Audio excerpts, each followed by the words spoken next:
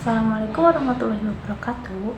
Halo semuanya, perkenalkan nama saya Dinda dengan NIM 241100094. Pada kesempatan kali ini, saya akan membahas tentang ITIL versi 4, yaitu Information Technology Infrastructure Library, yaitu sebuah framework atau kerangka kerja yang digunakan dalam manajemen layanan teknologi informasi IT Service Management.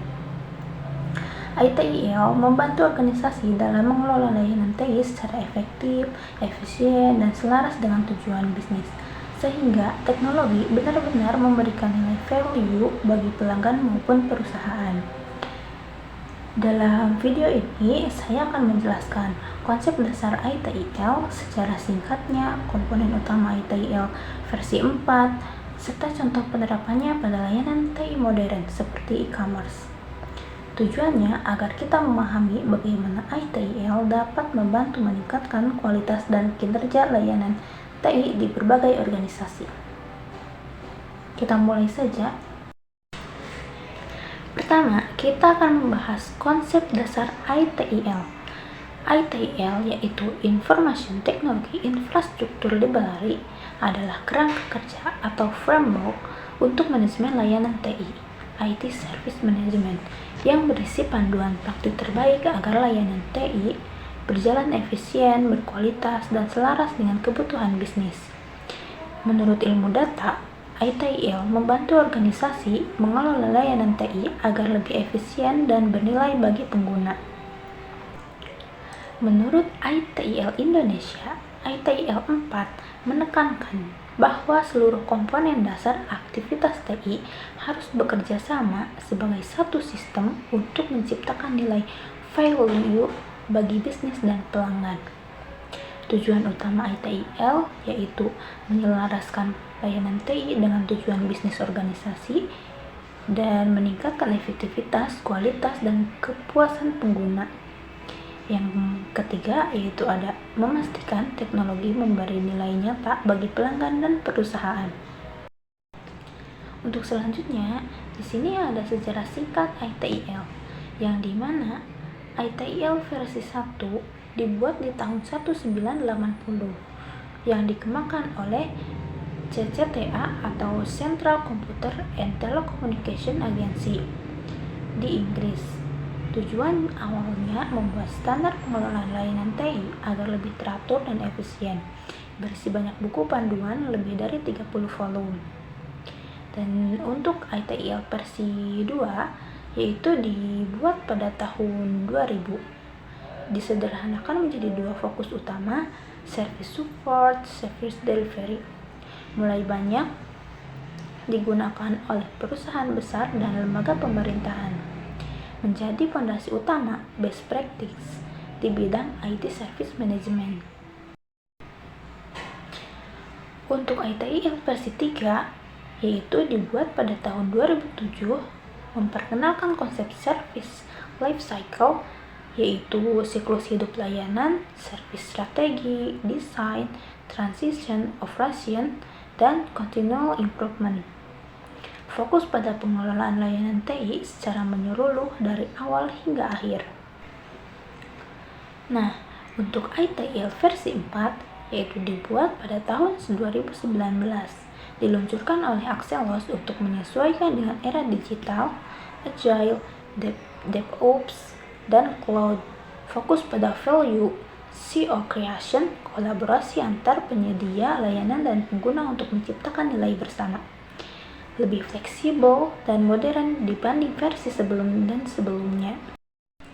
Untuk selanjutnya, kita akan membahas komponen utama ITIL versi 4, yaitu yang pertama ada Service Value System, disebut juga SVS, yang merupakan kerangka utama ITIL 4 yang menggambarkan bagaimana seluruh komponen organisasi bekerja sama untuk menghasilkan nilai atau value melalui layanan TI.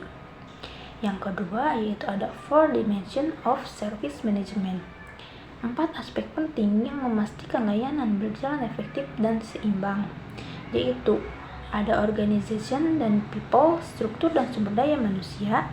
Yang kedua yaitu ada information dan teknologi, yaitu sistem data dan teknologi pendukung. Yang ketiga yaitu ada partners dan suppliers, yaitu kerjasama dengan pihak eksternal. Dan yang keempat atau yang terakhir ada value streams dan proses, yaitu alur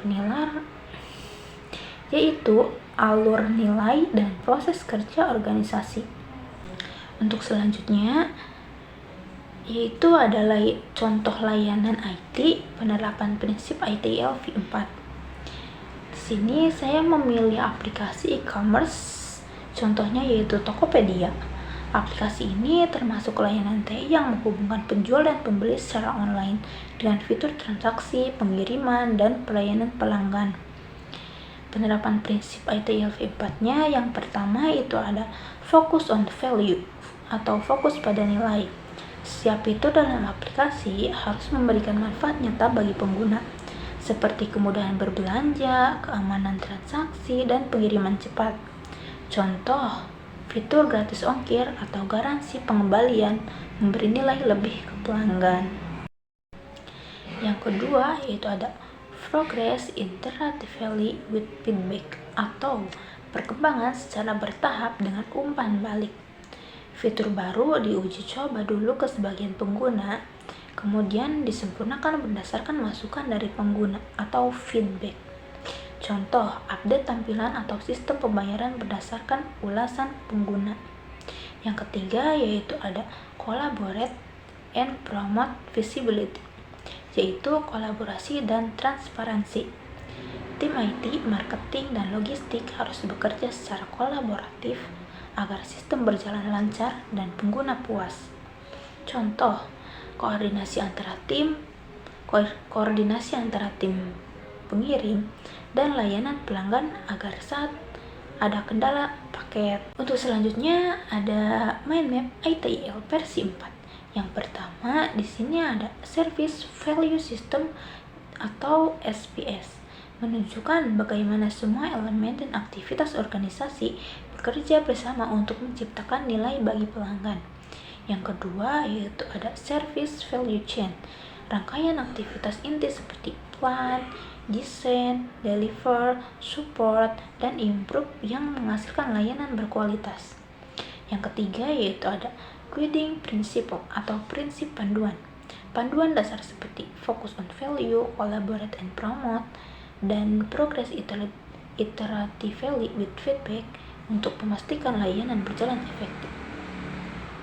Yang keempat yaitu ada praktis, kumpulan praktik manajemen seperti incident management, change control, dan service request management yang membantu operasional harian TI.